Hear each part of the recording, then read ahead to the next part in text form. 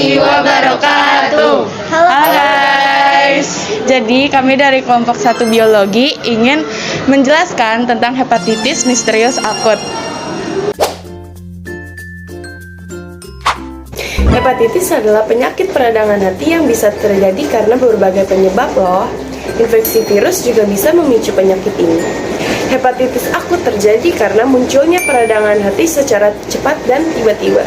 Penyakit ini juga bisa memicu mulai dari kalangan bayi yang baru lahir sampai lanjut usia loh. Dan orang yang terkena penyakit hepatitis akut ini tidak memerlukan penanganan khusus loh, karena katanya mereka bisa sembuh dengan sendirinya. Nah, jadi penyebab yang pertama dari penyakit hepatitis akut misterius ini adalah adenovirus. Lalu yang kedua, ada respon imun akibat SARS ataupun SARS-CoV-2. Lalu yang ketiga ada gabungan adenovirus dan respons imun.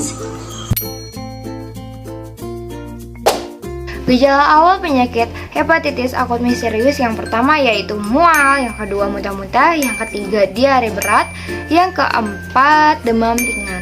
Gejala lanjutnya yaitu yang pertama air kencing berwarna pekat, dan BAB berwarna putih pucat.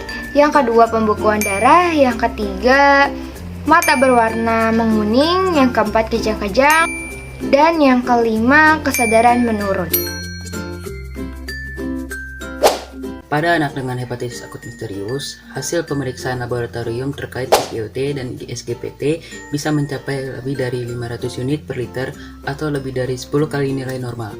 Saat ditemukan hasil pemeriksaan ALT dan AST, tingginya lebih dari 500. Dilakukan pemeriksaan lanjutan yang mengangkut beberapa hal berikut, seperti IgM anti-HAV, HBsAg, IgM anti-HSBC bila HBsAg positif, anti-HCV atau HCV-RNA, IgM anti-HDV bila HBsAg positif, dan IgM anti-HEV.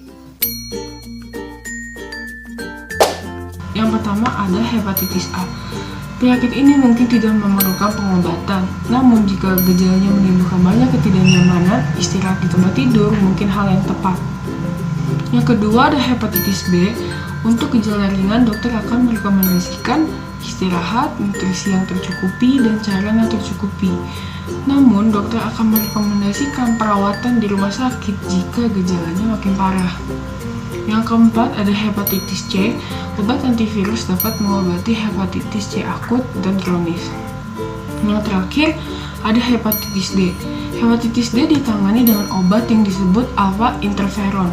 Namun, obat ini tidak dianjurkan untuk pengidap kerusakan hati sirosis, kondisi kejiwaan, dan penyakit autoimun. Sebab obat tersebut dapat menimbulkan efek samping yang parah.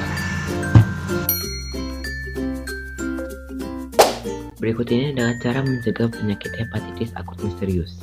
Yang pertama adalah selalu menggunakan protokol kesehatan. Di antaranya adalah menggunakan masker dan selalu mencuci tangan sebelum dan sesudah melakukan aktivitas. Yang kedua adalah memastikan makanan yang kita makan itu sudah matang. Yang ketiga adalah mengurangi mobilitas sosial. Yang keempat adalah mengurangi kontak langsung atau berhubungan langsung dengan orang yang sudah terkena penyakit hepatitis. Yang terakhir adalah memastikan alat makanan yang kita pakai itu sudah bersih sebelum kita gunakan.